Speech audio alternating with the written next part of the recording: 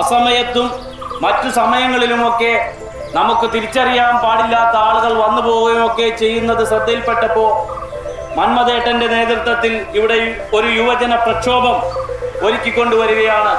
അതിൻ്റെ അടിസ്ഥാനത്തിൽ ഞങ്ങളൊരു പരാതി പോലീസ് സ്റ്റേഷനിൽ സമർപ്പിക്കുകയും പോലീസ് ഓഫീസേഴ്സിന്റെ നിർദ്ദേശപ്രകാരം ഈ പ്രദേശത്ത് ഇങ്ങനെ ഒരു കാര്യം നടക്കുന്നു എന്നുള്ള വിവരം എല്ലാവരും ഒപ്പിട്ടൊരു മാസ് പെറ്റീഷൻ സമർപ്പിക്കുവാനാണ് അവിടെ നിന്നും നിർദ്ദേശിച്ചിരിക്കുന്നത്.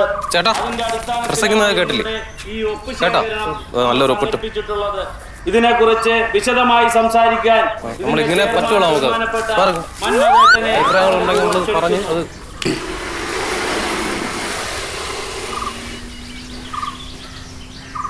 എവിടേക്കാണ് ഈ പോകുന്നത്?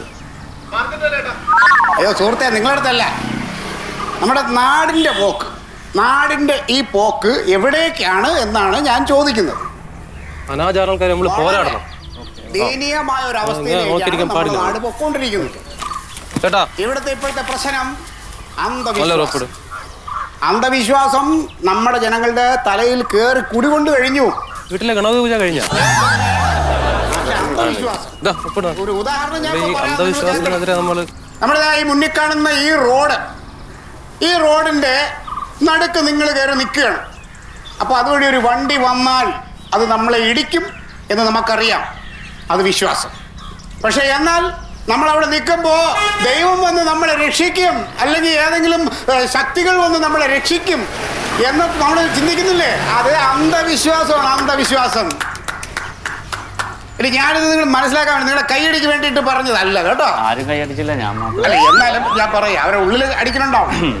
അപ്പോ ഈ അന്ധവിശ്വാസം നമ്മൾ പള്ളിക്കൂടത്തിൽ പഠിക്കുമ്പം തുടങ്ങിയതാണ്.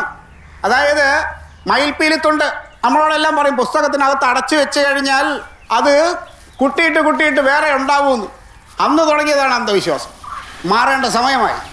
ഞാനിപ്പോൾ പറഞ്ഞു വരുന്നത്, നമ്മുടെ നാടിനെ കുട്ടിച്ചോറാക്കാൻ വേണ്ടിയിട്ട് ഒരുത്തൻ ഇവിടെ വന്നിട്ടുണ്ട്, അന്ധവിശ്വാസമായിട്ടൊരു സിദ്ധൻ. അവൻ്റെ പേര് സത്യൻ. ഇനി അവൻ്റെ ശരിക്കുള്ള പേര് നിങ്ങൾക്ക് അറിയാമോ? തൊരപ്പൻ സത്യൻ. പണ്ട് തേങ്ങാ മോഷണ കേസിൽ ഇവിടെ നിക്കക്കള്ളി ഇല്ലാതെ രായ്ക്കരാമാനും മുങ്ങിയവനാണ്. ഇപ്പൊ എവിടെ പോയി എന്തോ കഴിവ് കിട്ടിയെന്ന് പറഞ്ഞ ഇവിടെ വന്നേക്ക്. അങ്ങനെ അവന് കഴിവ് കിട്ടിയിട്ടുണ്ടെങ്കിൽ ഞാൻ അവനെ വെല്ലുവിളിക്കുന്നു, എന്നെ അവൻ ശപിച്ച് ഭസ്മമാക്കട്ടെ. എന്ത് അന്ധവിശ്വാസം വേണ്ട, നോക്ക് വിശ്വാസം. ഞാൻ വെല്ലുവിളിക്കുകയാണ്. അതുകൊണ്ട് എൻ്റെ പ്രിയപ്പെട്ടവരോട് എനിക്കിന്നേ പറയാനുള്ളൂ, ഇപ്പം നമ്മുടെ നാട്ടിൽ നടന്നുകൊണ്ടിരിക്കുന്ന ഈ ഒരു അനാശാസ്യ പ്രവർത്തനം എന്ന് എന്നെ പറയണം. അതിനെ തുടച്ചു മാറ്റാൻ നിങ്ങളെല്ലാവരും നമ്മുടെ നാടിൻ്റെ നന്മയ്ക്ക് വേണ്ടി ഓരോപ്പ് നിങ്ങളെല്ലാവരും ഇടണം.